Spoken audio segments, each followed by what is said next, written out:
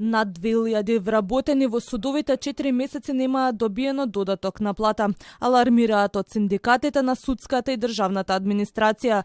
Денеска се сретнаа со председателот на судскиот совет и побараа исплата на сите заостанати додатоци, регрес за годишен одмор и пресметка на платите според општиот колективен договор. Ако барањата не им се исполнат, најавуваат генерален штрајк во сите судови во државата. Сметаме дека е нетранспарентно тоа, бидејќи тие пари се за вработените во судскиот систем. Не се за административни службеници. Тие пари треба да ги побараат од друг буџет, но не и од буџетот предвиден за вработените во судскиот систем и одржавање на судовите. Затоа што судовите не ги сочинуваат само судиите по закон, него и вработените во судската служба.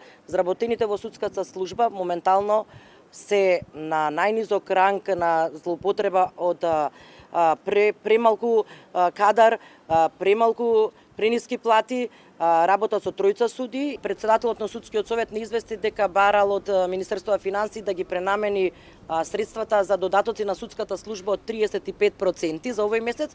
Се уште Министерството на финансии молчи. Ние му предложивме заедно да појдеме до Министерство за финансии, бидејќи вака топката ја префрлаат едни на други. Ние не сме виновни за они што немаат доволно соработка со другата власт. Од судскиот совет велат дека ги разбираат, но проблемот е во одобрението од Министерството за финансии. Зависиме од Министерството за финансии. Доколку Министерството за финансии ни одговори на нашето барање, кое што е испратено уште пред 2 недели, да одобри пренамена на парични средства од една сметка на друга, бидејќи ние имаме парични средства да исплатиме додатоци, но се наоѓаат на друга подсметка кој што ги има Судски буџетски совет. Но за жал, еве, 2 недели помина, ние се уште немаме одговор од финансии ни позитивен, ни негативен. Во минатото судската администрација неколку пати встапуваше во штрајк. Од УПС подсетуваат дека нивните протести биле меѓу најдолгите. Во 2016 година трае речиси 3 месеца, а исто толку и во 2023 година во обвинителствата.